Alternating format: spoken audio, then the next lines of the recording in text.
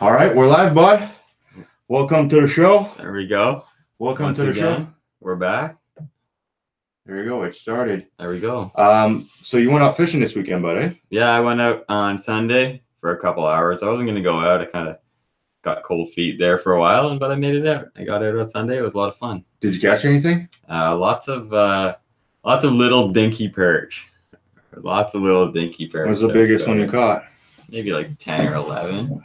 Yeah? That's not bad. Yeah, we got a couple. There was the odd jumbo around. We ended up drilling sight fishing holes with I wanted to drill more holes. It was my first time going out with that K drill, man. It working good? So, oh yeah, it was working great. And so we drilled some sight fishing holes, and that way we could kind of pick out the jumbos a little bit. Oh, because you didn't have a fish finder. No, we had a fish finder. What'd you bring? And my buddy's Helix 5. James let me borrow his Helix 5 too. So nice. I'm good to go for now. But what is he using? A 7 now? No, he's using a Vexilar FL28, I believe he's using. Oh, really? Mm-hmm. He likes those flashers, man. Yeah. I don't like the Helix, but that's crazy. Have some of you guys been out fishing? I know I went out. I had to do some courses this weekend, but I did go out on the evening for crappie. I didn't catch nothing, but I did during 2 days reviewed the hummingbird package, and I try to go easy on them, but it's well put together, but they lacked on some areas. And one thing I forgot to mention in the video is that really ticked me off a lot, actually. You get a free Lake Master map with the purchase of this Elite 7 G2 unit, and it's good until June 30th, 2019. So cool. The value of $19. $19. That doesn't seem right. First thing I do before I even put this together, I go on a Hummingbird website. Guess what? What's that? Not one Canadian map. Oh yeah, okay. Does Hummingbird think only ice fishing happens in the U.S.? Like, I mean, we're in Canada. Like, we're the Great White North. We do more ice fishing. There's more people ice fishing than freshwater fishing out of the boat because it's more affordable to, like. So that really ticked me off, and I wish I put it in the video, actually. I mentioned it, but I guess when I edited the video, I skipped it. That bugged me. I was looking on the website, I'm like, no Simcoe, okay. Not even Lake Erie, not even Lake Ontario. Really? Doesn't have the Great Lakes? U.S. side of Lake St. Clair, that's it. Really? Doesn't even have like the U.S. Not even Shagina Bay or anything. Really? Yeah, no. Wow. So that really ticked me off. Like, it just tells you what, and I'm going to call it as it is, what Hummingbird thinks of Canada. Yeah. They're leaving us out of a deal. I purchase 2 units every year from them, and I spend a lot of money with them. And when I get the controllers, last year they were doing like a Bluetooth controller, submitted, never got it.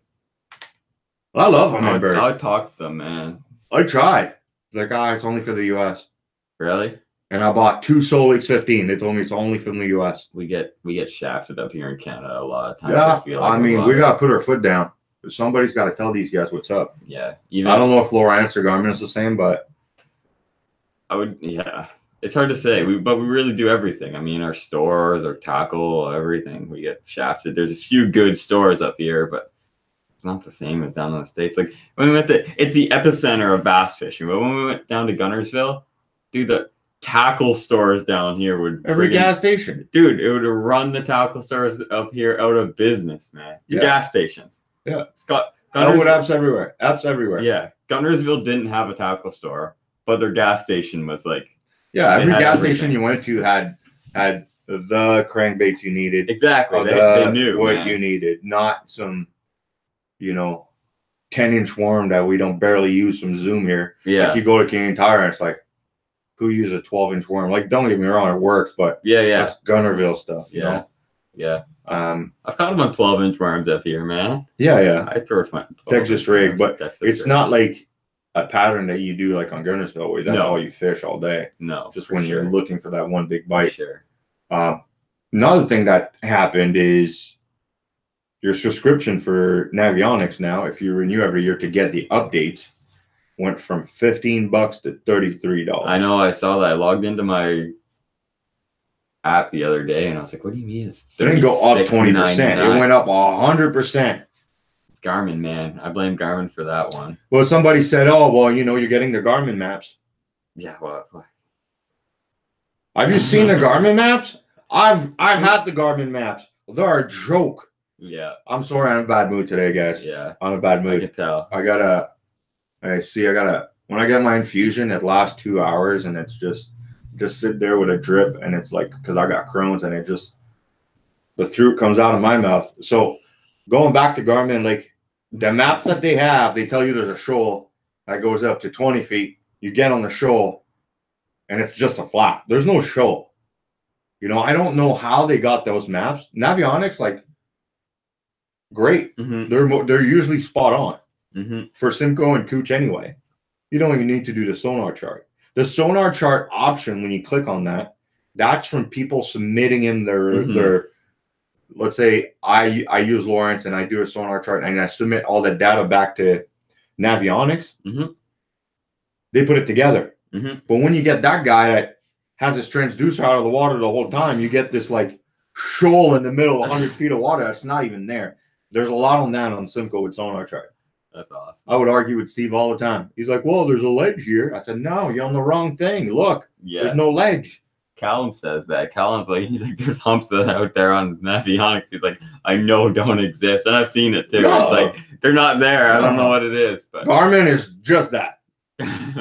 Just that. Like, oh, cool. Now you're going to pay $33 to do what? You know, it's the same thing. I love Lake Master. Yeah. By far the best chip you can get in the U.S. when you go to a lake. It's 1 foot increment and it's spot on. When we went to the States, that was something else. It was a great chip. It kicked butt. You can do all sorts of layers and stuff like that, and it's super detailed. But the Lake Master for Ontario, it's junk. Oh, it's junk. It's just junk. Garmin map. I mean, as far as navigation goes, I would not feel safe navigating with the Lake Master chart. No, same with Garmin. You talking about dry shoal and all that stuff? Like, there's some shallow spot around. Yeah, like you got to know. I looked on them. I'm like, it says 7 feet here. Mm-hmm. It's like -3. Yeah, there's a big difference. Yeah, for sure, 100%. And you got to. It's hard to trust a product like that. But again, that's us getting shafted. But I got a lot of positive feedback about the fact that I'm starting to do honest reviews. That's one thing. Like I've told people that are supporting me. You know, I'm going out there, and if I buy a product, like that's $1,000 out the door, right? That's with taxes. You're close to that. $1,000 out the door, easy. If it was total, I would say it, and that's the fishing industry. I don't say anything. You'll never get sponsored. You're paying full price anyway. Yeah, for sure. I had a few conversations with people. How do you become pro staff? I said, well, build your resume to the point where they come see you. You don't have to go see them. And I've been there. I've been trying to go to when I started, but I have nothing to offer to them. And at the end, it's like, okay, we'll make you pro staff. But they sell it to you at dealer cost, which they're making full profit. Yeah. Now you got to go work a trade show for them. And we've talked about this. It's true. So that's what, you know, that's where I taught honest reviews. I want to buy stuff and give honest reviews. I have a somewhat of experience out there. I spent a lot of time on the next one will be the inline reels. Yeah. And got that little 13 fishing. And you know what I did too? I put them out. You know what I did is you bought one? No, not yet. I'm gonna ask you which one I should get. Like I want a high end, average, and a low grade. One thing I've got the low grade. One thing we did, I picked up some Oakley glasses. I got some Costas that I've tested for a year, and I'm gonna get some Maui gems, and I'm gonna put Vigors beside it. Yeah. And when I start fishing, I'm gonna use them. But when I start fishing in the spring, I'm gonna do a full review on it, and you will be surprised of the result. Yeah, the Vigors are nice, man. They've got very good optics on the Vigors, man. For as far as the I'm gonna tell you. Because I just got back from Mexico, I had my Vigors with me, and that's where I bought the Oakleys on my way there at Chicago Airport at the Oakley store. Oh, okay. I was going to say, you bought your Oakleys in Mexico? I bought at the Oakley store in Chicago, and I went to like a lake nearby just to see difference. And I'm going to tell you, I think it's the same lens. On the Oakley and the Vigor and Vigor? Oakley's. Identical lens. They try to sell you on this technology. At the end of the day, you know, you get different layers, but it's all the same thing. Like, I did not see better with the Vigors. It was even. So at that point, you're paying for a brand. Yeah. In style. For sure. Yeah. Yeah. So it's, you know, we're going to talk about this. And then there's Maui gyms, which are glasses, real glasses. Oakleys are plastic. Vigors are plastic. And Costas, you can choose, right? Yeah. Yeah. You can get the glass, or you can get do you think the glass is better on the Costas, or do you think the plastic lenses are about the same? You get less distortion with glass, I found. Yeah, that makes sense. When you put polarized glasses and you start going like this and everything like starts to wobble, I mean, that's going to give you a headache. You know, it's you're out there on the water all day. You take them off. We'll review them. There's a lot of things I liked about Oakley. They have this like guard that came with them. That's neat. But they weigh nothing. The Oakleys? Yeah. They're lightweight? Yeah. It would be interesting to see, did they fit good, the Oakleys? Yeah. But that's the thing, right? It's like socks and shoes.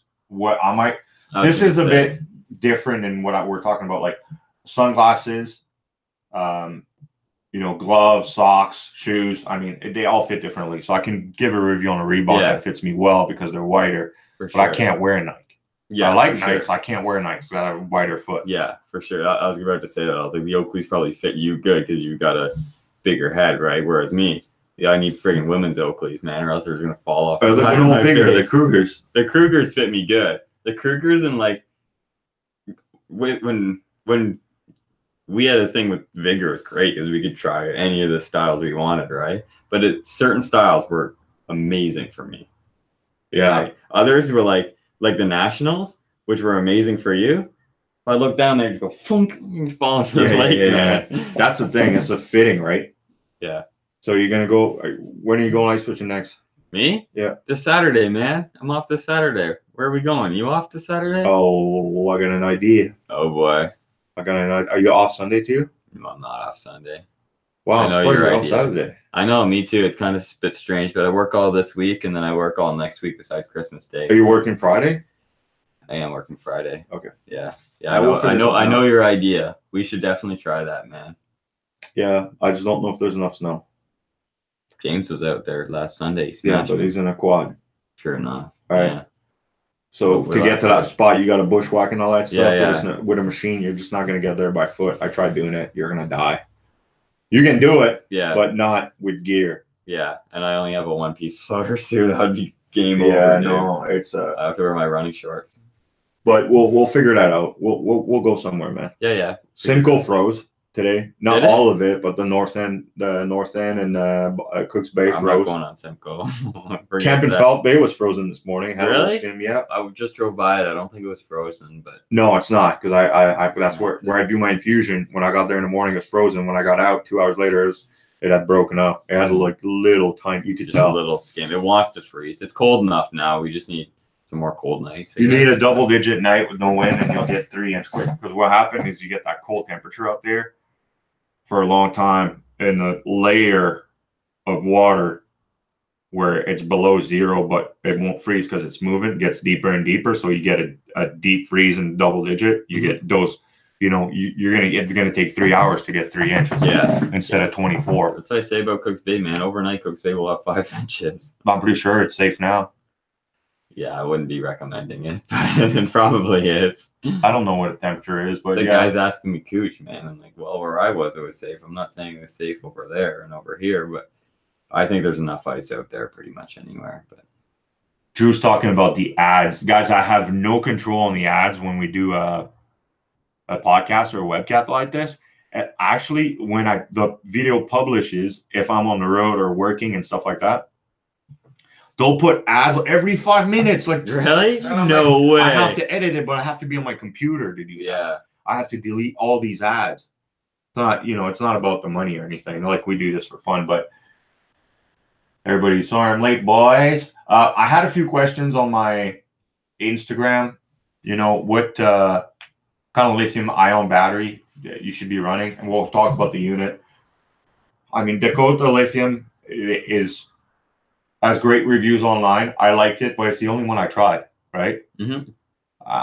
It's the only one that's different when you look at it. The casing seems to be more stiff. It seems to be insulated too. It's insulated. That's the difference.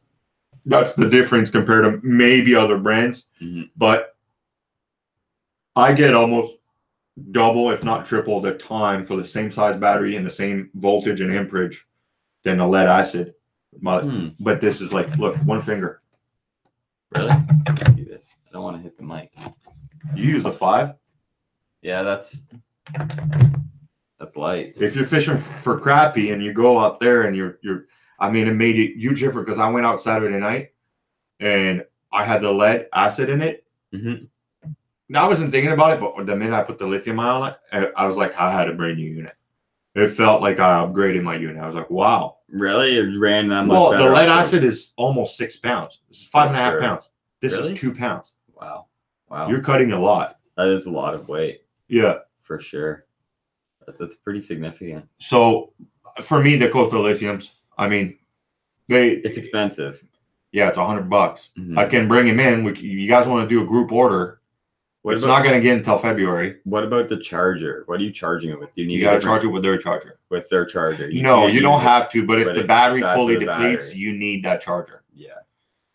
So I highly suggest you use their charger. If you guys want to place a group order, we need 50 units minimum.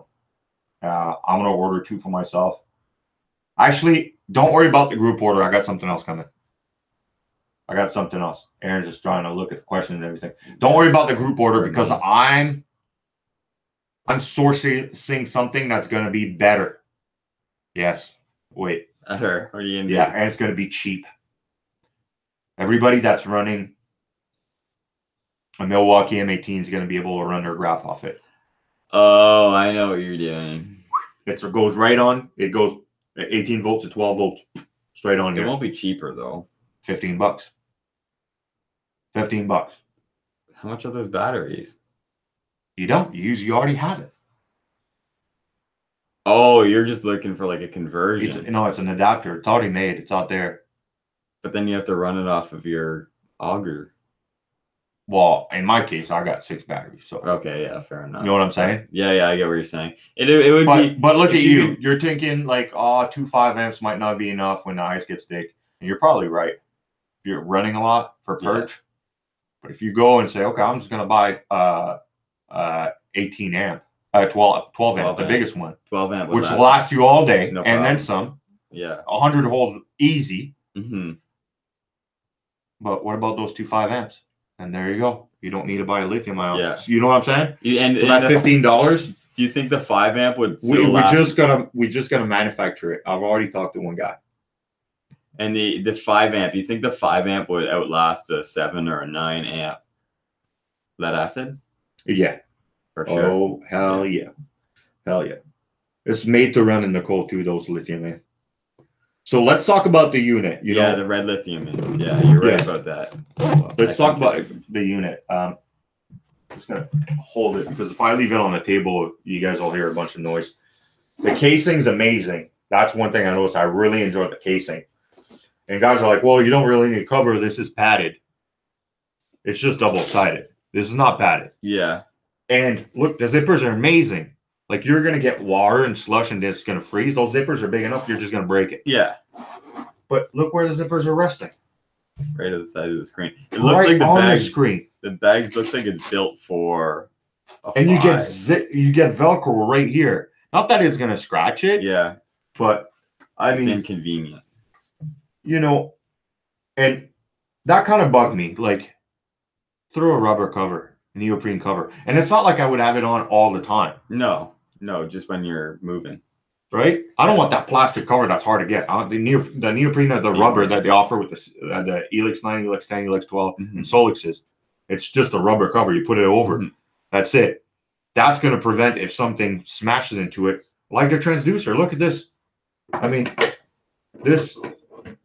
Yeah, it's one bump of snow in the sled and then it's just bouncing everywhere. This is so sensitive. There's ceramic plates in here. Yeah. Right? So I have to do some modifications. The only thing that really bugged me is that. And that card. You know, all you Canadian sword.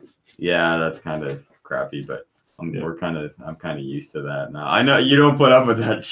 No, I don't. You know, that's just and then that's I'm gonna get some heat for that, but that's just the Canadian mentality.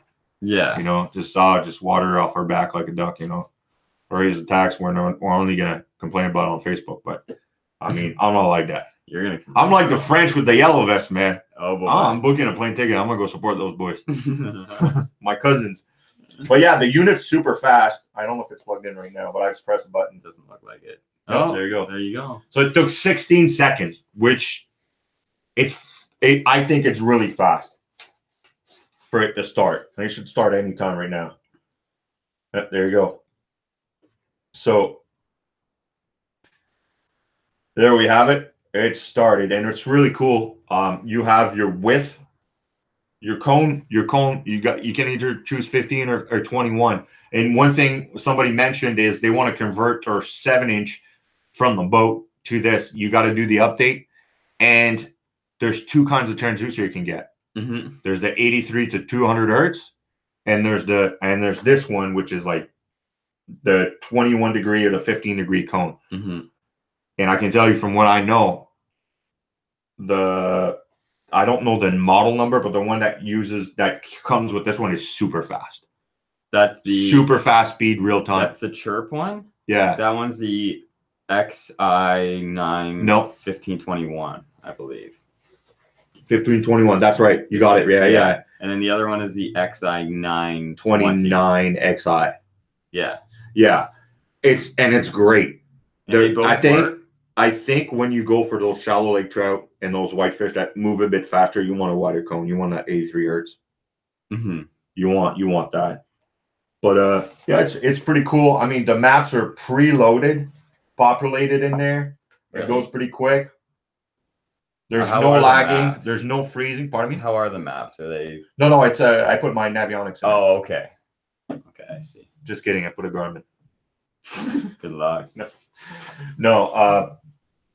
So yeah, one thing I noticed that kind of bugged me. Look at this. Oh, let me see this. You're on the boat. It's not attached to anything. Yeah, that's kind of crap. I don't like that. Oh, the helix is up to the 9 or like that. I don't know if that's going to change for next year, but what is it putting a little little rubber elastic to that thing? You lose that, you know? Even the old, yeah. I mean, it's coming to a point where you're looking at companies like Apple. And if you look at the market share and all that stuff, Apple took a massive drop this year. Just coming up with the same product and not being as innovative. Mm-hmm. And it's all about design. It's not about pushing the product. And what Apple got caught doing is every time you update your software, it slows down your processor to save the battery. So it's proven that it slows down your phone to save your battery. Yeah. So your battery life, I mean, they're forcing you to buy a new phone. Yeah. They're making the electronic company, Humminbird and Lawrence, and I haven't seen, well, not Garmin, but Garmin has only been new in the game, but look at the units, Gen 1, Gen 2, they're all at Gen 3, and they're only offering you, like I bought Solix 15s, so first generation Solix, and I'm going to do a review on them. They're great units, but they're slow as hell. Yeah. They freeze, they shut down. And for the top end coup de grace. Yeah, this is faster. That's not good. No, this is faster. So the Solix, I'm switching screen, and it's like, it can take 5 seconds to go to the next screen and load. This is instant. And now Humminbird's coming out with the G2. Oh, we got a faster processor. You're going to tell me you didn't know that the first time you did an R&D for a year? So that's catching up to them, and that's going to bite them in the ass later on. It's true. Lawrence is coming out with that Panoptic. They settle with Garmin. Yeah. And apparently, from what I've heard, I can't say anything, but from hearsay, apparently the Lawrence Panoptics is legit, man. Apparently it's amazing. Really? Real time? They say you can see a 1/32 ounce jig in 100 feet of water with that Panoptics. With the Lawrence one. With the Lawrence one. That's what they say. That's what they say. But like, you don't know, right? You really don't. So if you see that, you're going to see everything and it's going to be cluttered. So you're going to have your settings set up properly. You're going to have to set it up. That's one thing with the Panoptic. When I had it, remember, you came with me. We went to do a review. We couldn't see our jig past 35 feet. It was crap. Yeah. And it was a swim bait. Yeah. Like a big swim bait. And I jigged the thing and I'm like, turn it around. I'm like, aren't you supposed to have a 120-degree cone? So it's interesting because you would think that Lawrence just bought the patent. They're allowed to use the patent. Because what happened is Lawrence has a patent for a single down crystal for down imaging. Garmin came in the game. The first year they came in, it was like, oh, we're just going to use that. Lawrence was like, that's our patent. Yeah. Suing them. They lost a lot of money. And I think a few years later, which is now, they settle for this. They're like, okay, give me the Panoptic. And I'm not going to ask you for $900 million. We're going to settle for that. But for the longest time, Garmin, after they got sued, they were selling down imaging, but it wasn't. Yeah. It was a stitched up image of side imaging. So it would show under your boat, the stitched up image, that there's a rock, but realistically, the rock's 30 feet that way, mixed with another rock that way. So that's the biggest scam ever, you know? And companies like that need to own up to their mistake. Yeah. You know, our people realize that stuff. Yeah. You're going to shoot yourself. Like, you can't be selling a boat unit. A phone's a necessity now to have a mobile phone. And nowadays, for sure. Yeah. I mean, as sad as it say, like, it's a necessity. Like, the minute you're 18, if you don't have a cell phone, I mean, you're living you know what I mean? rock, it's a necessity. You learn from it. You pass time, and it's not a necessity, but you get what I'm saying. A fish finder isn't. So they're going to lose customers doing that. Always, it's upsetting customers. Like, give me the full package and make it last for 5 years. Toyota's like this. Toyota will come out with a model and a brand for 9 years and not change anything. But it's reliable. And it's reliable. It sells so much more, and people are still buying it. You know, so I mean, And the whole reason why we're talking about this, honest reviews. I'm not a Trump fan. I'm obviously conservative.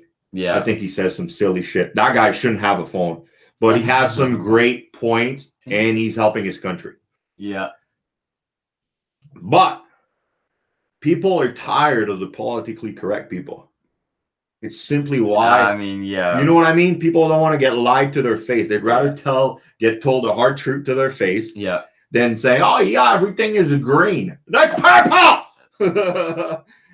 We know it's purple. You know it's purple. You're telling us it's green. So people are tired of that. So I'm like, you know, I'm just going to do honest reviews.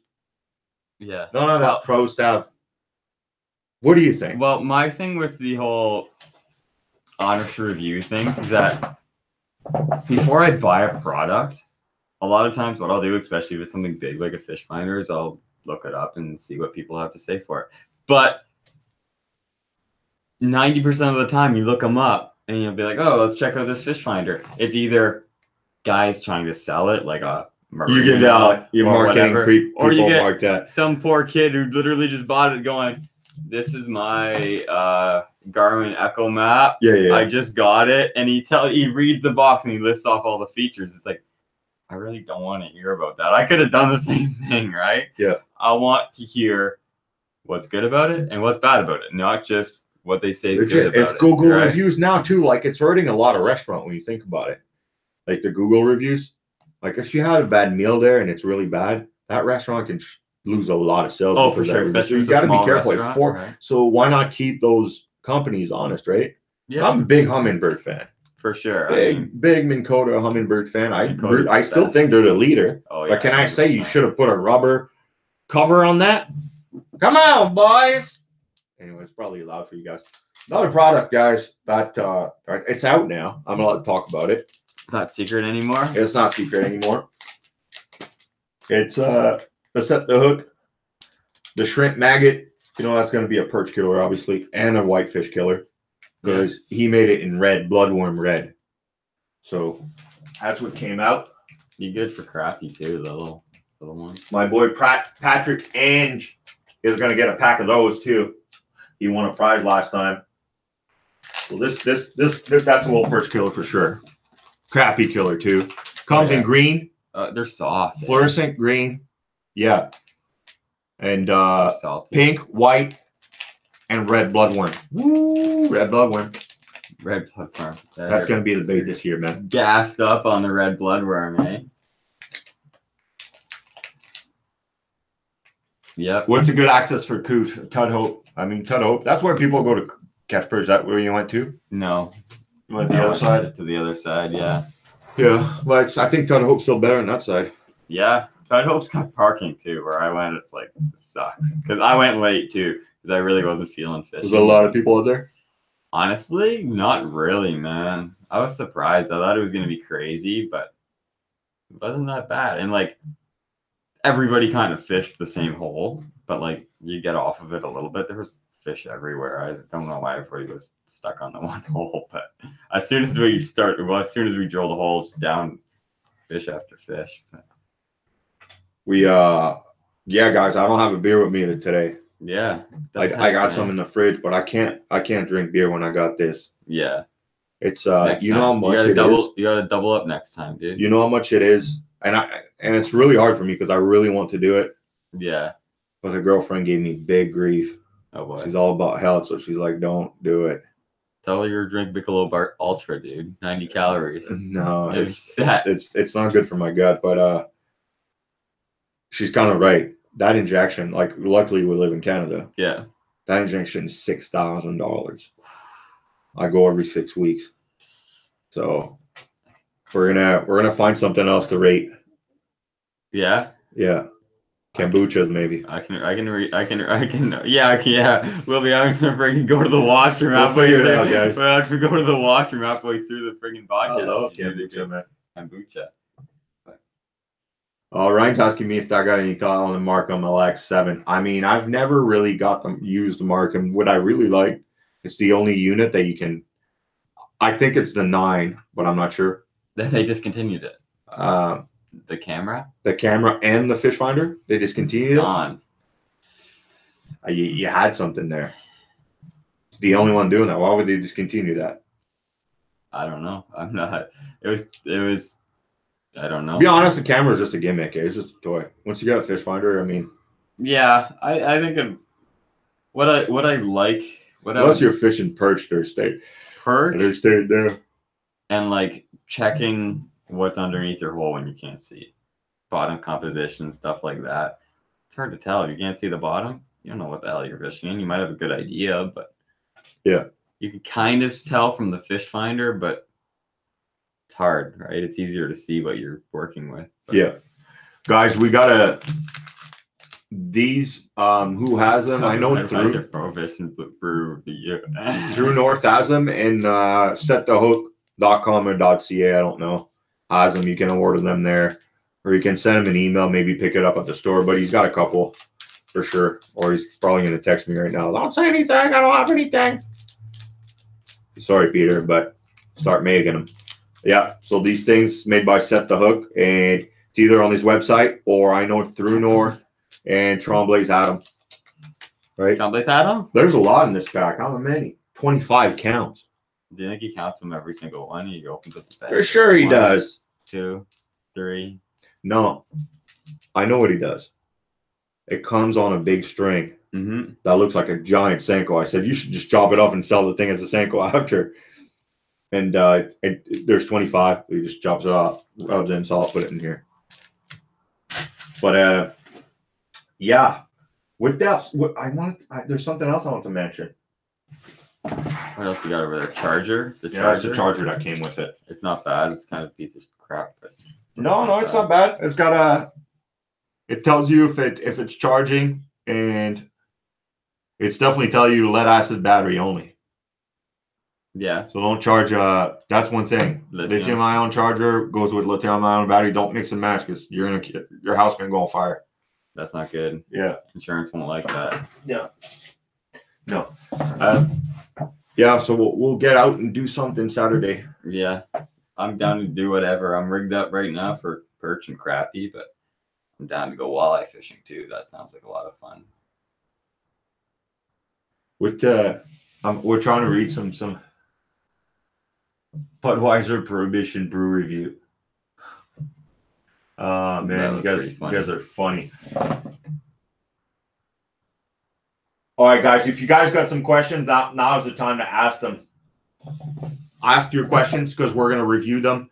It's going to be a short podcast because I don't feel too well, and I want to be energetic, and I'm Peter Powder today, or whatever they say.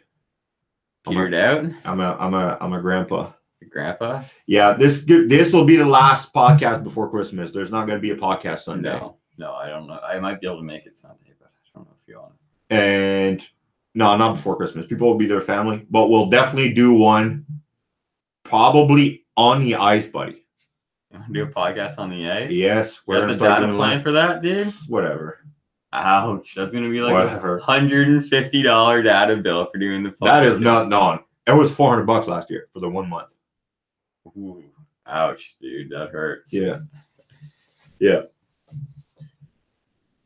18 fishing. Yeah, we're gonna there. Jamie's there. We're also talking about doing a reunion for Kevin Wong too. That's gonna be mid-February. So that's something. Posted about that. B. Ray Johnson's late. Did you catch anything, Brian? He's probably out today. Brian's probably out there right now. He's slaying them, dude. I'm gonna be on your neck of the woods soon. I got a cottage up there. Vacation tomorrow. No, Thursday, Friday. 2 days. Going up north. Yeah. Color to pick baits for cooch. See, everybody comes and asks me for techniques on cooch, but man, I got nothing on cooch. Cooch is like, I don't do cooch a lot. It's your typical panfish lake where they'll bite anything. We don't do much on cooch. I was out there last week and I was getting them on little pink jigs, man. Little pink jigs. I got the jumbos on a slab crabber. Chartreuse bead. Yeah. The bead definitely helps. Oh yeah, for sure. 100%. We're catching more fish on the little, just a tiny little jig. Fluffy Paw says Elite 7 or Flasher 55 all day. The Elite 7. You like the screen. You get a GPS on it. Okay, that's pretty, yeah. That's right? The GPS on it. I mean, there's a big price difference. You can't really compare them both. I mean, do you want a Porsche or you want a Honda Civic? They're both great. But the Porsche, you can get bigger tickets. Yeah. You want to get bigger tickets. No, but you get to know what I'm saying. Like Do you ever fish Lake Granby in Colorado? You probably did. Granby? Yeah. Yeah, I've been up there. Buddy, you know what's scary about fishing in Colorado? Oh boy. I know this. When we fished the pond behind Princess Otto, you're telling me about that. You know what's scary about fishing? Because in Colorado, that's where those rods came from. They had designed those rods for those kokanee salmon and those Granby Reservoir and all those reservoirs that are like 12,000 feet high. Yeah. They've designed those rods for that. Like right now, you can go fishing because it's cold in the mountains. Mm-hmm. But if it might be sunny at the foothills, when you get in the mountains, a big snowstorm, they'll turn you around. The cops will close the road. You don't have 4x4 you can go. It's crazy. If you get off the road, you die. It's literally cliffs or like big boulders. Yeah. But like Granby, it's you're ice fishing there, and it's a reservoir. So it's when I fished, it was low, so you got to go like this bluff wall, like this rock wall, all around. There'd be deer carcasses. Oh, man. You didn't tell me that. I wasn't there yesterday. Yeah, that was like 12 hours ago, and it ain't a coyote up here. Yeah, it's like a big cat, big puma on there, big cougar. Yeah, and that's all it was. Like you watching the news at 6 o'clock, and they'd be like, Pella Crossing. I used to fish Pella Crossing by Longmont. It's like tons of little ponds. They put so much money in it. Pella Crossing, the DNR has spotted 2 cougar cat. I'm like, cougars all over the place. How was there 2 hours ago? The thing is with those big cats, man, it's not like a bear. Like a bear, you know you're gonna get eaten. You kind of brace yourself. A cat wants to get you. Too late by the time. Oh yeah, for sure. Yeah, just sneak up. Too late. It's just sneaky. You know, it's like, you know what a cat does when you're sleeping and you're not looking? Just jumps on your face in the middle of nowhere. Wake up! Just some spooky about that, man. So yeah, Granby, yeah, it's pretty cool, man. Guys troll up there.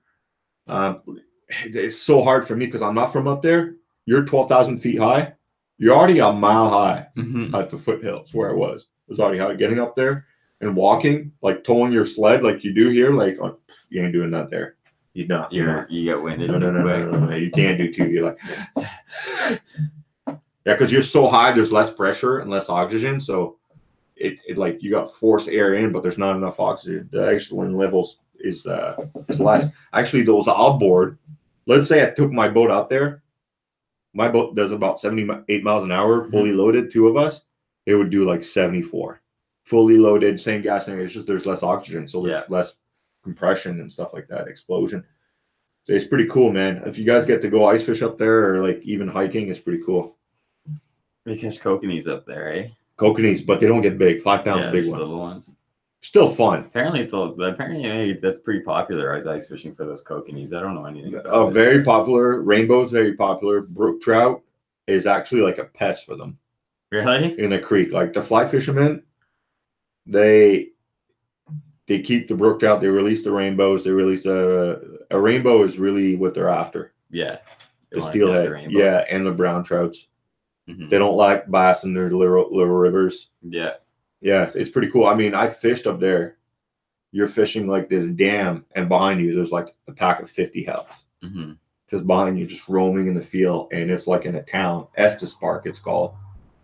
You guys look it up, and it's in a town probably as big as half the size of Aurelia. And they're just roaming on people's lawn like nothing, like a mountain goat. I had one that I came down the hill at one point, down the mountains. I was coming back from Estes Park. I stopped. There's like 20 of them crossing the street.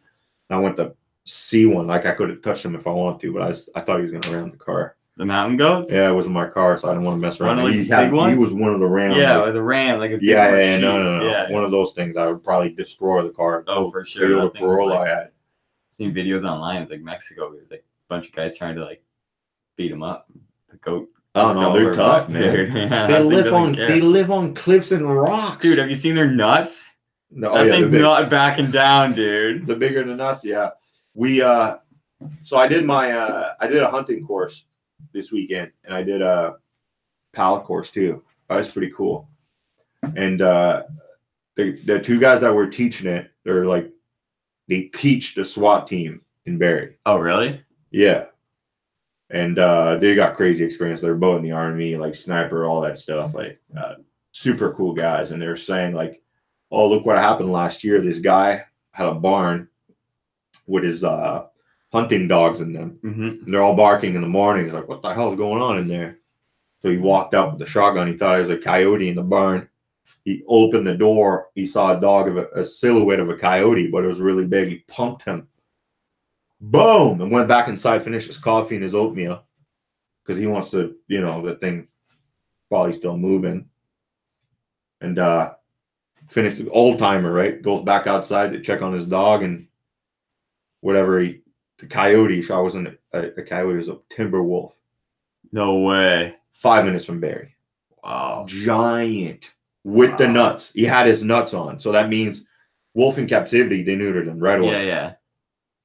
Wow. Had his nuts on. It was crazy. Massive. The guy holding it was 6 feet tall and the head was right here. Wow. Crazy. What is he doing in there? Like there's a pack of 12 dogs in there. They're all hounds. It's probably one of the hounds was a female on heat and he was trying to, because I mean, timber wolf, like he was alone. There's no pack up here. Yeah. That's pretty cool. Yeah, it's odd how you make it down here. I've heard of guys seeing them along the shore. I've heard of guys seeing them up in Algonquin Park. Maybe not a timber wolf, but I don't know what kind of wolves they'd be around here. Logging loons saying don't ever turn your back on a mountain goat. That's true. I went to a zoo when I was young and I turned my back and that thing messed me up. When I got up, I'd turn around crying, and I turned away from it. Boom! Rammed me. This thing owned me, man. Owned me. For sure, dude. Yeah. Dude does that to you now, though. It's like, oh, man. Yeah, what are you going to do? My friend. You're going to freaking kick him? I'd probably mess you up in the leg, man. Get tore a ligament. I probably wouldn't want to kick it. I would not, yeah. Oh, that's pretty funny. Yeah. So if you guys want to go hunting, You know, you guys got land. You want to get rid of coyotes? I wouldn't mind trying to put some lead into them. I mean, that's one thing we learned is the coyotes, like, and I already know that, like, they're the biggest, other than hard winter, they're the first thing that'll kill deer and the fawns and everything. They had a study where in one area, in one lot, they had 72 dens for coyotes. Mm-hmm. And they couldn't see deer forever. So they kind of did a cleanup. They did $70 per head. Like you send the ears in and they give you $70. They clean it up and all the deer came back. So there's got to be a population. I'm not saying to kill all the coyote as long as you do something. Mm-hmm. Guys do pelt and feed other animals with it. And apparently they're not good eating because they eat so much junk. The coyotes? Algonquin Park is loaded with wolves. Oh, maybe that's where it came from. I mean, there's enough forest for it to get there. Yeah. Yeah. I don't know anything about these wolves, man. I don't know why it would be that far away from everything, but Ontario fishermen, we're always when it comes to Mitchell's Bay. That'd be cool ice fishing up there, man. They got walleye, muskie. Well, muskie season's probably closed by now. Pike, smallmouth, largemouth in the summer. I mean, that's probably cool. There's probably big jumbos. Oh yeah, for sure. Do you guys get white bass up there? They're like mini bass. That'd be good. I know. We think that's cool. But the white bass is probably like a pest fish for them, man. Pardon me? We think that's cool, but white bass is probably like a pest fish for them, man. Because I don't think they're great eating. But a buddy of mine in what's it called? I don't know where he fishes in Michigan. He shows me videos. He catches sturgeon through the ice. He's like, I caught 6 tonight. I'm like, what? They're like, where's that? 4 foot, 5 footer in Michigan. No, not Michigan. Minnesota. Yeah, Minnesota. Yeah, we're gonna go up north probably. So I got Saturday, Sunday off. So, and I believe cougars and bears. We had some bears. The guy brought on the Sunday, and of course he brought some bear pepper. It's amazing. Yeah. And I've only heard that bears don't taste too great, but the pepperettes are amazing. They're not hard. Like, it's soft. It was tender, super tender. I enjoyed it.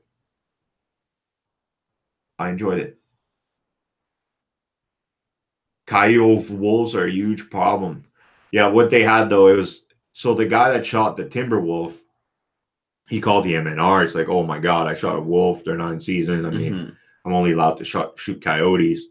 He's like, no, it's okay. It was in your barn. You're defending your territory. Like, but he said, well, can I keep it? He said, well, since it's not in season, you're only allowed to do a coyote mount or something like that.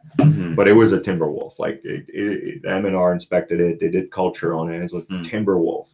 And he says, yeah, the chance of him getting a timber wolf in this area was like close to 1%. 2%. Yeah. Oh, it's pretty cool, man. The guy seen bringing cougars around here, man. I don't think that's true though.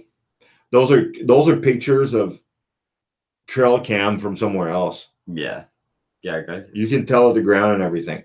I think there's cougars, but man, not around the towns. No, it's going to be miles of bush before they get around. Yeah, they don't get seen.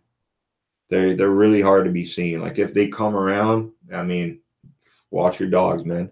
I know. The coyotes are a big problem in Barrie. You see me on the ice all the time. Oh yeah, fish there all the time. Yeah, all the time. There's a lot of coyotes in the Barrie. During the day they go on the ice and pick up all those dead bait fish and their guts from other fish, and they smell those fish. They come, but at night they go eat. Like, they eat people's dog. Oh, for sure. From where I used to live, man. From the Cox Mill. Yeah. Oh yeah. Yeah, it was well known. Coyotes would pick up your dog in your backyard. They'll jump a fence, 9-foot fence, no problem. I used to live in. Did I ever tell you about the time I lived in Allendale, right? Yeah. Which is pretty. It's in the city, right? Yeah. I was walking to school one day. There was a deer booking it down the road, man. Where did they come from, man? I mean, the fields are everywhere, man. Everywhere. Deers are everywhere. Everywhere. You guys got some questions? Of course, I'll be fishing the opener if there's enough ice. I don't think there will. I don't think that's one thing you guys know yet. Did we talk about it last time? What did we not talk about? You're gonna have to tell me. No, we didn't talk about it. I have another review coming. I bought something way too big. I'm gonna regret it. You haven't seen it yeah. I told you not to get that thing, dude. My otter. I have an otter which I love. Yeah. The Lodge. It's one of the big. It's bigger than anything else right now. But there's the resort. My Lodge, Aaron, fits inside the sled, and then there's about a foot wider. No way. I'm telling you, the resort. If the ice breaks, I'm fine, dude. It's a tinny. I can put a 9.9 on it. No, I'm not kidding. No joke. No joke. I can put a twin bed in there. I can put a twin bed in there and sleep. I told you, dude. That thing's huge. Yeah, I bought it. It's not as thick as your Lodge, though, is it? It's thicker. No way. Yeah, really? 1200 denier. Huh. It's got what feels like what a high-grade backpack or this is made of. That's the Otter liner. Yeah. Then the 600 denier, 600 denier, the fluffy stuff, and then this again. This is the whole material. Yeah. It doesn't have the quilting, or the quilting's on the inside. The quilting's in between. The insulation. Yeah. I mean, you're not putting this. I don't care how strong you are, how much you hit the gym. You're not putting this in the back of your truck. Yeah. Even if it's empty. No. I had to have Alex help me out. It's massive. Yeah. It's huge. So I'm going to put that together. It's going to take me 5 hours, 6 hours. And we're going to do a full review on it. There's a few things I've already noticed on it. I'm like, wow. You're going to have to set it up outside because you won't be able to get it out the front door. You set it up inside. I have an enclosed trailer, 14 feet. I don't think it's going to fit it. I have a problem. Yeah. Ouch. Yeah. With my Lodge, the enclosed trailer, I'll put the door down. It's a back door down. I drive the Skidoo, and the Lodge is kind of teeter-totter at the end. I undo the itch, and I just put it sideways, no problem. I can close the door. Yeah. I don't need to tilt anything. This one, I think I'm going to have to back the Skidoo up and then push that thing up if I can. By backing the Skidoo up, their track isn't at the nose of the trailer. So I don't know. I'm going to have to do some stuff.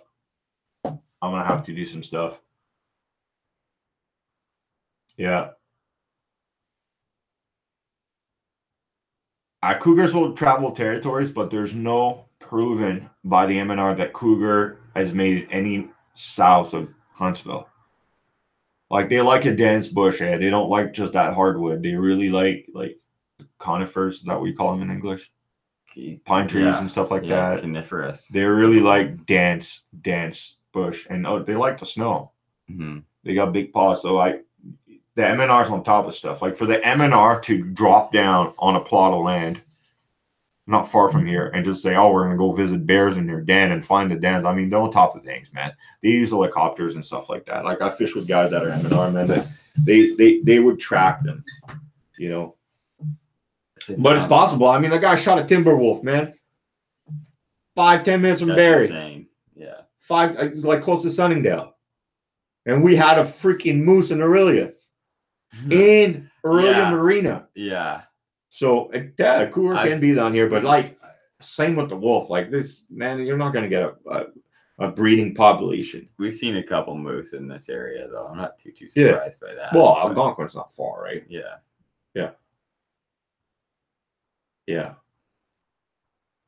Ice is never safe. Buy a floater coat. Yeah, floater suit are great, man. I like that. Yeah. FXR is great. Yeah. The only thing is it's one thing I don't like about it. There's no bright colors on it. Yeah.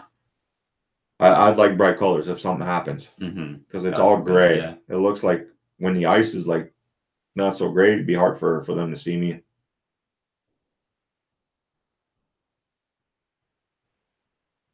Set some sort of winch your trailer to yank the one end. Yeah, I got to work on that. I got to put the hut together and try it. We need a bit more snow. Yeah, that's gonna be a task, man. No doubt. Yeah. So guys, we're gonna wrap it up. Post your questions. I gotta get to bed. A lot of work to do tomorrow. But the next podcast we'll deliver. We'll do it 2 hours. We gotta find a guest here, man. Who do you want to bring? I don't know. We gotta find a guest. Find somebody. LB says she wants to do one. LB will come up. Bring LB. That wouldn't be a bad podcast. Yeah. Matt would come up. Matt Monkman. He wants to do it. He's a busy man. I keep bugging him. A busy man. Brian was supposed to be here Sunday. That's why we didn't have a podcast, because Brian bailed on me to go crappie fishing. Don't worry, I would have went crappie fishing too. Yeah. For sure. 100%. No doubt. No, I've been going like crazy since the show, man.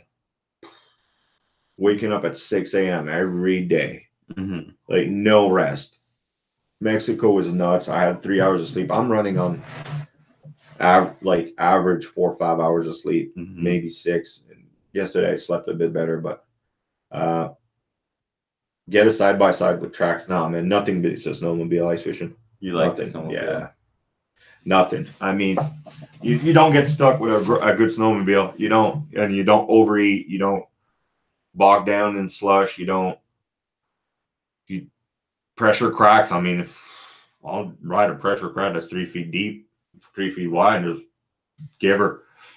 And those tracks, man, they're the price of a brand new sled. They're 10 grand. They're expensive, yeah. 10 grand. We gotta thank God for YouTube. Thank God for YouTube protecting us from reading stupid people posting stuff. We got some people, I swear, they let their children on the keyboard. You guys can't see it, but we see it. Lady Bass, please come up. We're going Saturday, so that should be good.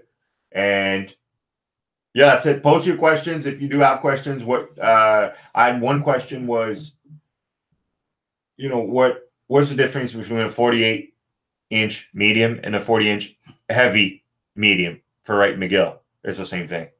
So there's no difference out of boat. I don't know. I think that's a mistake they made on the one batch. The one they call it medium Magnum Power, and the other one they call it Power Ice.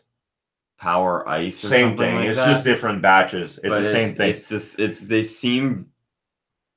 I think they're the same thing. Yeah, they're the same thing. It's a different batch. I mean, they make different batch for different words. Yeah, they don't make many of these rods, right? No. I got a 28-inch panfish rod, eh? Did you see that? No, I want to see it. Unbelievable, dude. I got that. Tiny though. And I got the tickle stick. Yeah, but you're fishing for pan. What's a tickle stick? You're fishing for perch. You don't need a 36. What's a tickle stick? Rod. It's the 13 fishing rod. Is it nice? Honestly, it's got very good sensitivity, deflection. Like you can see the fish bite, but if you're not paying attention to that, you're never gonna feel it. Yeah. The Wright McGill one though, you feel it. You feel the lightest little bit. It's amazing. I love it. Austin says, "What are we looking for icing the most this year?" I know he's got a different answer than me, but for me, lake trout. Yeah, you always like the lake trout. Yeah, a day ice fishing without lake trout and does happen is a bad day. It's about the lake trout, man. Shallow water tigers, man. They're like so vicious, come out of nowhere. Do you know what I'd like to try this year? It might take some work. I don't know if I'll do it, but I want to catch one of those Halliburton gold trout, man. That'd be cool. That would be really cool. That'd be cool. Yeah. They should stock them in Simcoe. Isn't that what they're stocking it with? I think that's why they get so big. Or Georgian Bay lake trout? It might be Georgian Bay lake trout. I don't think those Halliburton trout are I don't think they're I don't think they get as big. Brian would probably know. Brian, we're going for walleyes this weekend. We're going for big fish. Are we going for walleye? Hell yeah. That's news to me. What? Where did you want to go? I don't know. That's fine. I'll go for walleye. When is brook trout open? Not in this zone. Not till like the second week in April, I think. Really? They don't open January 1st? Nope, because they fall under the same. It might not be April. It might be May. They fall under the same category as like the rainbows. Up north, they open up January 1st, but Scott says he wants to take a sled where he saw me last weekend. Yeah, take it. It's safe. I saw side-by-sides out there. I mean, it's safe. No ice is safe ice, but yeah, it's good. It's good. You'll have another inch by now. And that slush all froze the next day I went back. It was frozen. So, yeah, you're good. Just stick to the mellow areas and don't go in the current. That lake, man, it's very hit and miss. And even when you hit him good, because me and Aaron hit him good there once, I mean, you're not going to catch double-digit crappies. Like, no. 10 crappies. You're not going to. No. But when you catch one, it's massive. Yeah.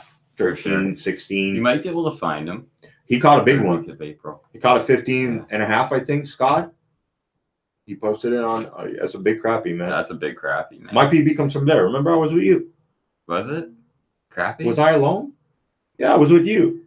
Was that when we went walleye fishing? Yeah, and I caught that big crappie in the bottom, remember? Oh, yeah. That was a big crappie, man. Oh, it was a big crappie. Yeah, that's my biggest one. Yeah. Either that or the one I caught on Lake Harrison, Florida, but I'm pretty sure it's that one. Harrison, like 13 something. Lake Harrison Ford? No, Harrison. Lake. Harris Chain. Harris Chain. Sorry. Okay. I thought you said Harrison Ford. I was like, what? Yeah, some lakes are open all year for brook trout, but rainbows for sure. There's a hole in that lake, man. Where? The one you were at last weekend? There's a hole. What do you mean? There's a deep spot. I remember I went there with my buddies. We didn't catch anything. They were all like getting drunk and they're friggin' hot. And I walked over there. I take the fish finder. I walk over there. I'm like, oh, it's deep here. Dunk, dunk, dunk. I smashed them, and then the fish finder ran out of batteries. What was it? What? What were we catching? Walleye. Big ones? No, they were small. Little like 15 inchers. Yeah. You caught a lot? Bro, it was unbelievable. I put down, as soon as I drilled the hole, I put it down. It was like perch, dude. It was like lasagna down there. You telling me this now? That's what I was saying. You were like, no. I know it. What were you catching? Done with little minnows? Minnows. I had live bait. Yeah. Yeah. I went, when I saw Scott out there, I went and I had one rise, man, so aggressively. And it was a crappie for sure. Yeah. Lost it. Well, we had walleye hit aggressively there too. Remember that? You put on a vibrato and they friggin' went up and they smashed it. Yeah, or pike.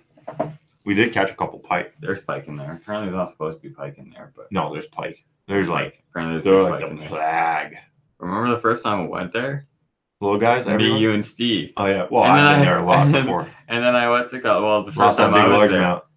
Yeah, I lost a big largemouth. And when you were launching the boat, you and Steve or whatever were talking at my pit boss, and I flipped in that little channel. Yeah, you caught that pike, and then I hooked it, set the hook, and I launched it, and it literally hit the window of a Volvo. I was in the air. I was like, "Don't break the window."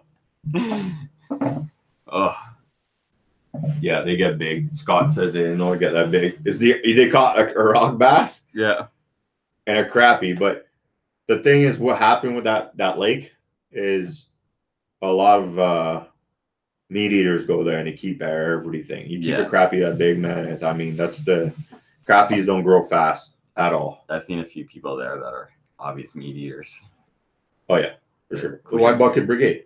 Yeah, I don't understand how they figure it out. If you have a white bucket beside you and you ice fish, I mean, I sit on one. Damn, you do? Yeah. Did you bring the hut when you went fishing? Yeah, we brought Casper's hat. Oh, you didn't bring the Eskimo? No, I looked at the Eskimo and got put away wet last year, and I got to clean it up. Why? It's moldy? No, it's not. Just moldy. put it in the washing machine. Probably crack the windows. Yeah. All right, guys, we're gonna wrap this up, man. Hope you enjoyed this podcast. Check my review on this. What did you guys think of the review before I go? What did you guys think of the review for the Humminbird? Was it good? What else did you want to see? A lot of guys messaged me, well, we want to see how it reacts deep, and so with me, but I mean, where it's deep, there's open water, so I'm not going to test it yet. Next review, we're going to check the inline reels. Woods deep? No, the fish finder. Oh, the Humminbird tried deep sound. Oh, okay, yeah. Okay. Yeah, but we're gonna hold on. Is there more? Oh, there you go. No, there you go. We're gonna check. What else I should review? Inline reels are a good thing. They're becoming hot now. Yeah. Is there ones with good drags? The drag on mine is pretty smooth. I've got 2 actually, and both of them have pretty smooth drags. Really? Yeah. Oh, 13 fishing? I've got a 13 fishing. I've got a cheap Eagle Claw. Really? Eagle Claw makes one. Mm-hmm. And the cheap Eagle Claw is good? You get what you pay for. It's not great. How much is the 13 fishing? I forget. It was like $70 or $80. I got the. That's the best one they make? No, I got the step down from the best one they make. I've got the 13 fishing free fall. How much is the best one they make? I think it's like $150, I believe. Is it really good though? No, it's crap. They're all crap. The one I have is crap too, in my opinion. I don't think it's great.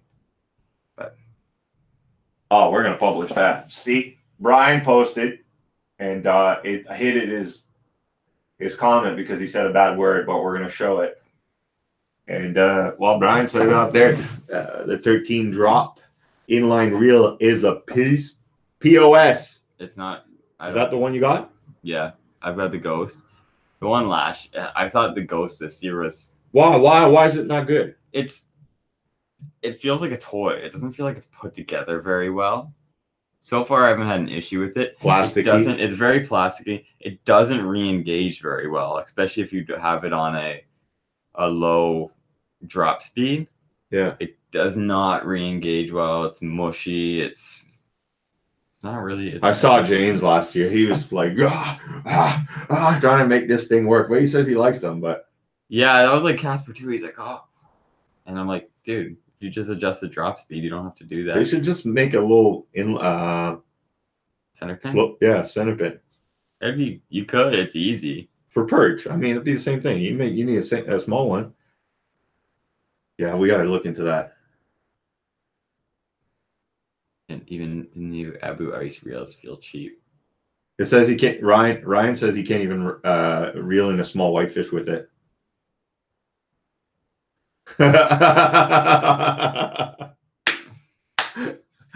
Big Girl Jones, that was awesome, man.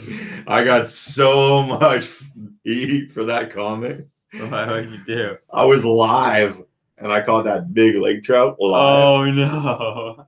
Was it my PB or another big one? Yeah. And I picked it live.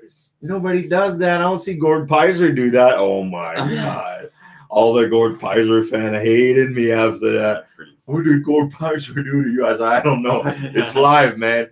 This is like not set up, you know? You think Gord Pizer is actually like that in person once you turn the camera off? I've never met the guy. I don't know. I know he seems like he would be off camera. But I know guys who do fishing shows on camera. They're like, dude. The tie outside the camera is effer, POS, blah, blah, blah. 100%. I mean, I want to be myself. That's one thing when I said to myself when I do videos and like my Facebook. And I don't accept anybody on Facebook, guys. It's strictly family on Facebook and very close friend and Instagram. But like my Facebook, man, I say what I want, when I want, how I want it. And it hurts people. Yeah. But I don't want to change myself. Like be you, right? Yeah, if that's me. Why would I not be fake? Like people, I don't want to be a sellout or be fake. And I'm not saying Gord Pizer is like he's a great guy. Yeah. He's done a lot for the industry in Ontario. Bob Izumi, all those guys, man. I do not mean to disrespect you, Mr. Pizer. When I said that, you don't do live where you catch big lake trout. Get Gord Pizer on the show. What? You should get Gord Pizer on the show. He's not gonna. Why? You think he's? Because I tell the truth about certain stuff. He doesn't want to be associated with that. You think that people like that, like Gord, has sponsors that he doesn't want to lose. So he's not gonna say he's gonna be politically correct, and I'm not. You know what I'm saying? You know, there's some fishing shows, and then there's the Howard Stern. I mean, I'm not Howard Stern, but I'm pretty close. Howard Stern. I don't know about that. You got the wrong guess if you want to be Howard Stern, dude. Oh, hold on. So what's up with Paulie V? He doesn't want to do the taser anymore? Hey. What's the feel? You put words into Paulie's V mouth that he didn't say. No. Do I need to pull my phone and pull the text? What? Yeah, I'll take you on in your taser for a little perch derby. He got tough after he knew he wasn't backing out of it. Oh man, I'll just tase him when he's not looking. Yeah, or sneak up on him like a cougar, dude. Yeah. Probably what it feels like. Probably I wonder what an old Maltese guy smells like when he's burning. Episde, dude. Episde, or for sure. Your dad would probably be Garpar chicken wings. Ask Doug Ford and see if he'll come. Doug Ford wouldn't fit in these chairs, dude. I mean, he's a good change for Ontario, but I don't like what he's doing at conservation right now. Like, he's killing a lot of projects. He's killing fundings, and I mean, the prior government wasted so much money on stupid stuff and giving it away to everybody else. Mm-hmm. And I mean, he's got to make cuts, and now we're suffering for it, right? And he looks bad for it, but yeah. Sneak up on him like a cougar. Oh man, if you see me, I'm not a cougar. I'd be dead if I was a cougar, bro. I can't even climb up a tree. Oh, here's a deer. Oh no, I'm tired. I'm not going after that cougar. Cougar that just lazes. Yeah, but guys, we're gonna wrap it up. He's got to go home. I gotta go to bed. I got a big day tomorrow. Thanks for tuning in, man. I was feeling like terrible before this podcast, and just talking to you guys and having Aaron here, I feel like a new leaf right now. Like a new leaf? Like I turned a new leaf. Okay, I thought you were making a comment on the team. I was like, I wouldn't want to be one of those guys right now. Hey, Aaron had a good idea, by the way. Oh boy, what did I? Good idea. He texted me. He said we should call this the cast. The cast. What do you guys think? I think it's amazing. I think it's a good nickname. I don't know if we. The show should be called the cast, not the podcast. The fishing podcast, the cast. I mean, the cast, we're the cast. I'm the cast. Is Alyssa going to come back? She'll come back. We need a third chair. You need a third chair, right? That's the thing, right? It's like, it's hard, right? We tried to run a good, it's picking up well on iTunes. I mean, on Podbean, I got over 100 downloads last week. That's good. That's really good. You can rewatch it. You can watch it on Podbean or Podbean.com. If you have an Android, you can download the app and download them from there. Or if you have an iPhone, you can do the same thing, or go to iTunes, subscribe. It's all free. It's all free. And we're thinking about changing it to the cast. The cast. Rebranding. I'm looking for a logo too. Whoever submit me a logo with the fishing podcast or the cast, a good logo that I can shrink down and up, I'll have prize package for you. I've met up with some of the people last week to give them their prizes on the last podcast. Patrick, and your stuff is shipping. I should ship tomorrow. It's actually shipping straight from Set the Hook. I told Peter to give you some little sneak peeks of new baits that are not out there, so you're going to get that. I don't even see Peter's new baits. Pardon me? I don't even see Peter's new baits. I have to go over to your house to see those things. He just texted me today, too. He's got some a jig head prototype that he wants me to test for the drifter. The drifter? And you know, he knows good hooks, man. It's going to have a good hook on it. I hope so. That's the key. Yeah. King Cold Front.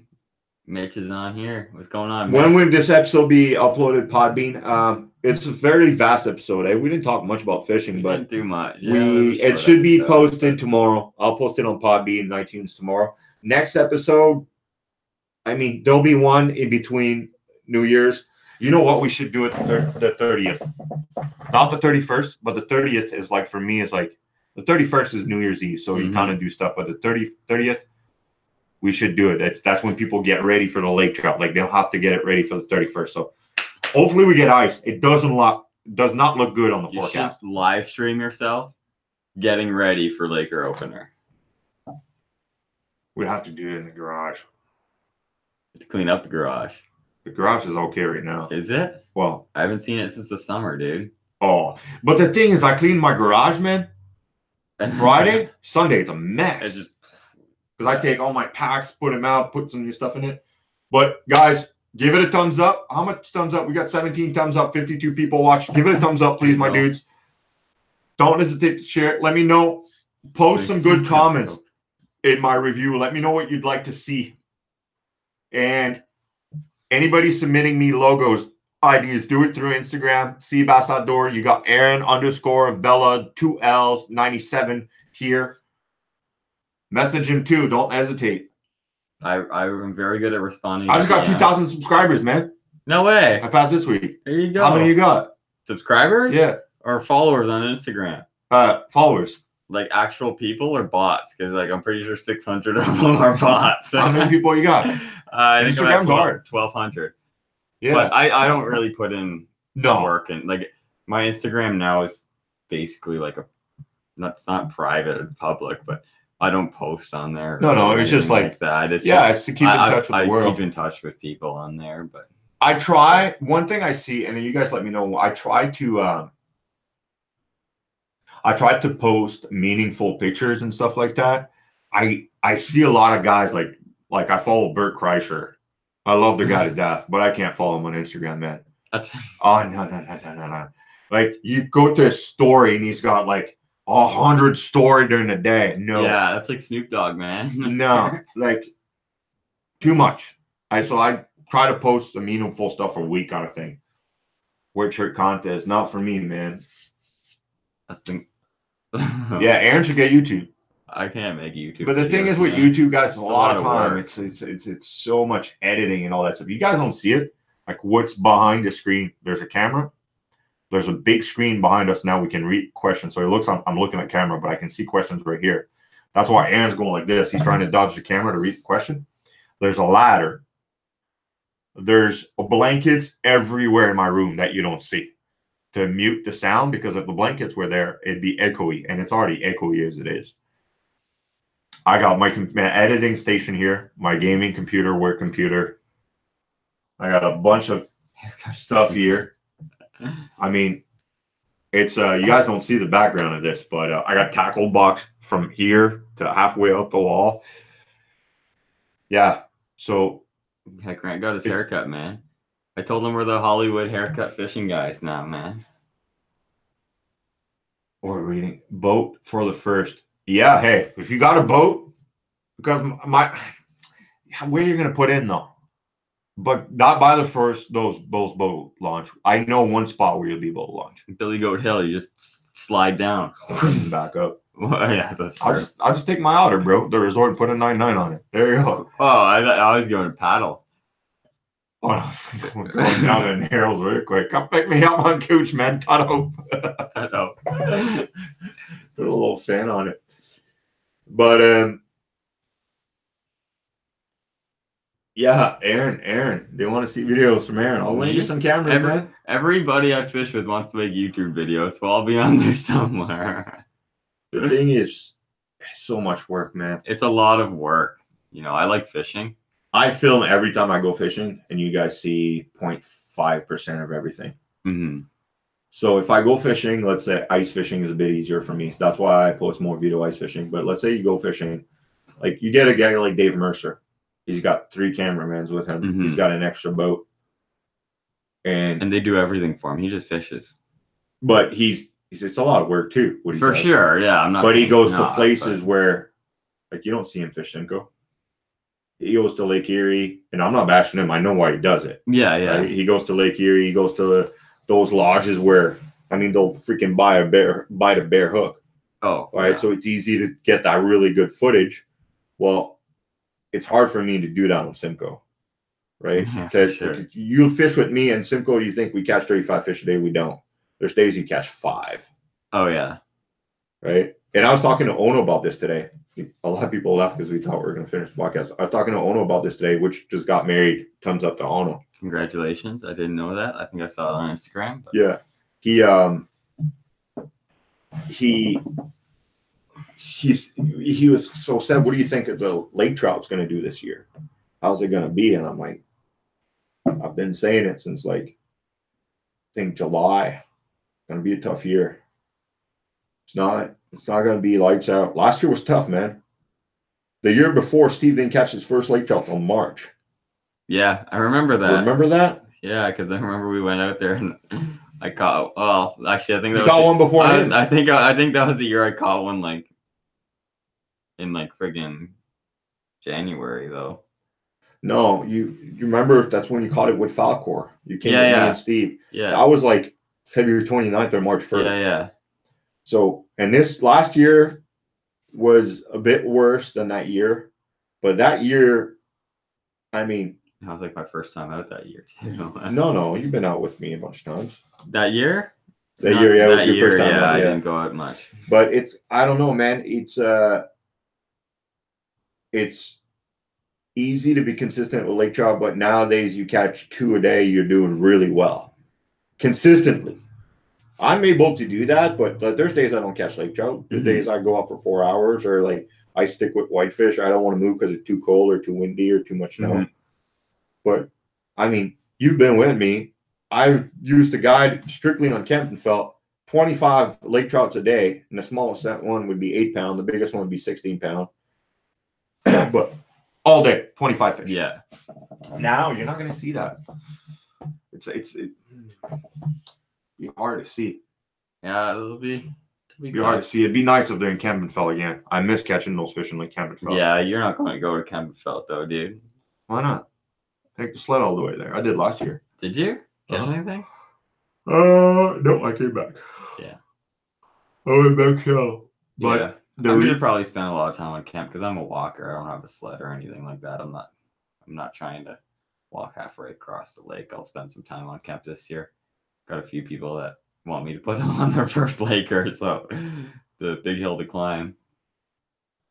Whitefish are the best anyway. Oh, Steve! I mean, Steve didn't fish out much that year either. Steve, no, the guys that are gonna go out with Steve, yeah. Book directly with Steve. Don't go with the other monkeys with, please. As much as I won't talk to Steve anymore, book with Steve directly, please. I don't even know if he's gonna do it. He hasn't been posting much from what I hear. Who, Steve? Yeah. Yeah, I don't know. Probably working. I haven't been talking to Steve. I'm sure he's working. Still. Yeah. Steve knows the lake like crazy. He's figure it out. He's been on there like it's.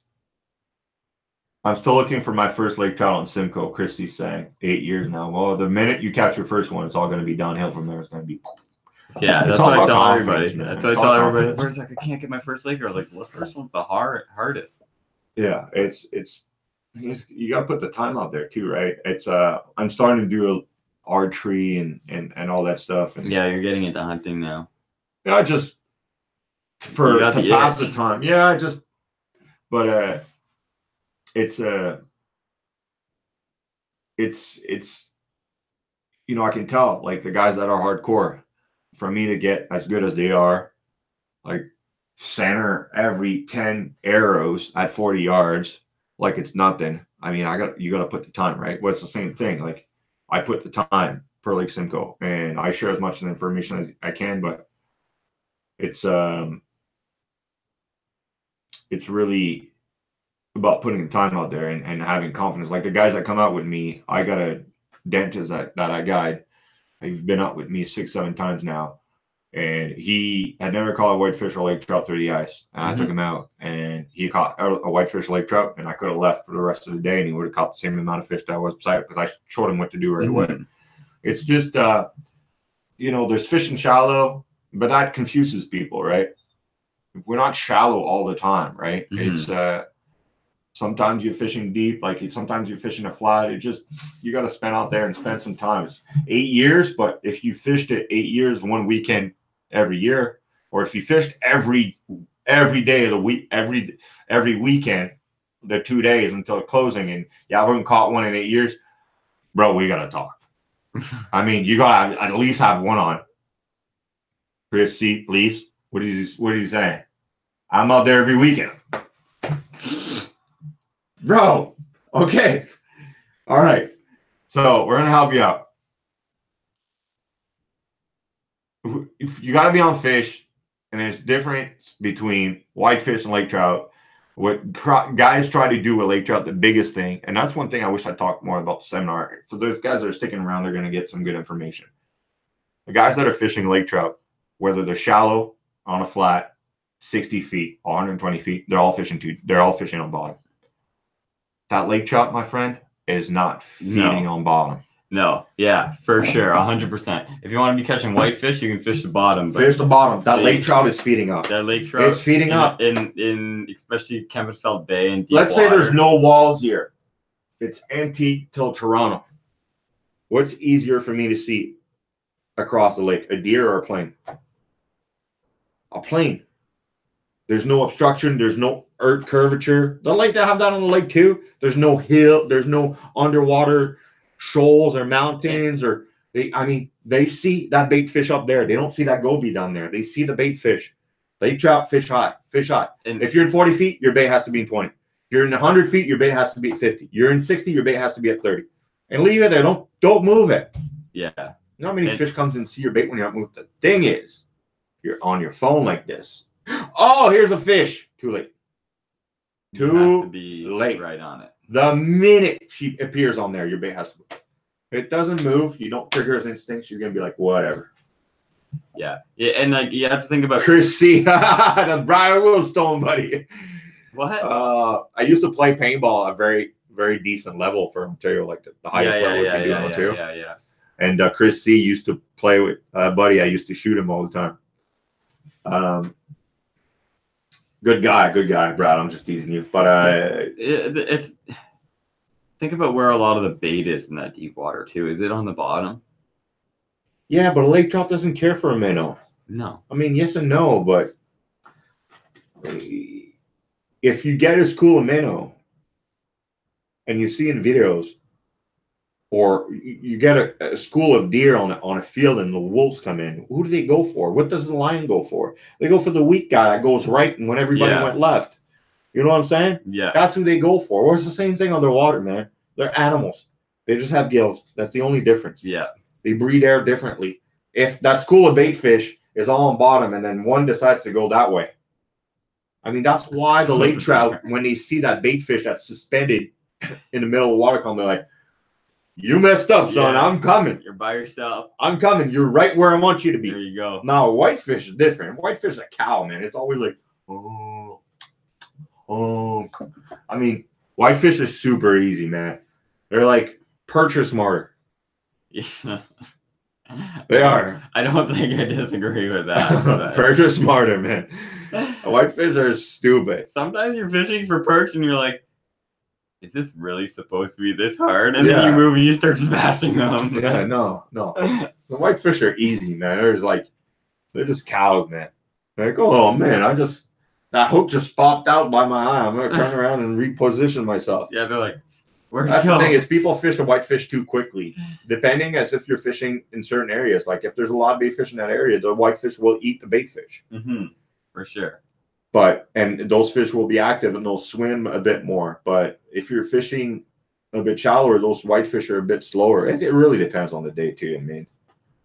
Right?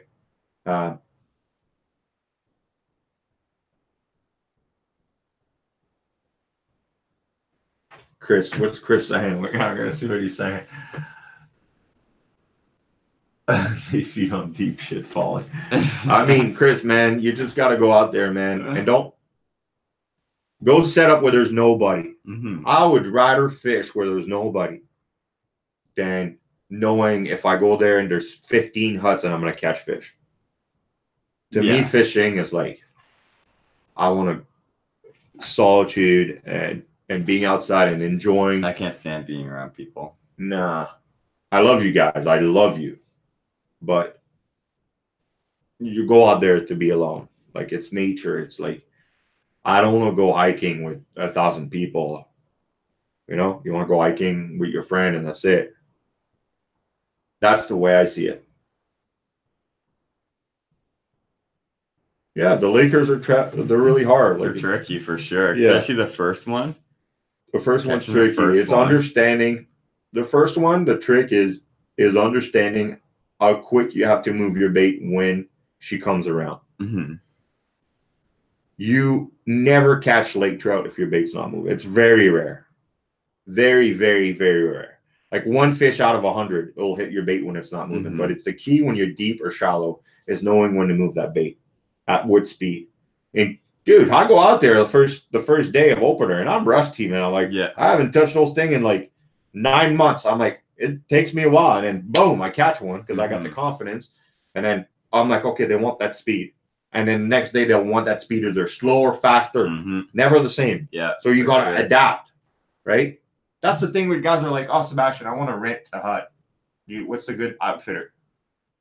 I mean, they put their huts out there and they don't move them after. You know what I'm saying? Like you're in over 100 feet of water where the deep bite dies after in February. If you want to catch fish, going with a guide's a better idea. Yeah. If you want to get drunk with your buddies, but get a permanent hut. I mean, how much is a permanent hut to rent? Sure. $80 a piece? I haven't even looked at it. Yeah, if you throw in you know, spend a little bit more money, go with a guide and go with a good guide that's not going to take you to community zone. There you go. Right? And a lot of guys guide on community zone. Johnson's Beach. Johnson's Beach, Whitefish Shoal, Long Shoal, Bear Point. I mean, that's cool, but the less pressured fish, the fish that haven't seen a hook, man, are usually friendlier to your bait. For sure, no doubt. Especially when you get into that shallow stuff, right?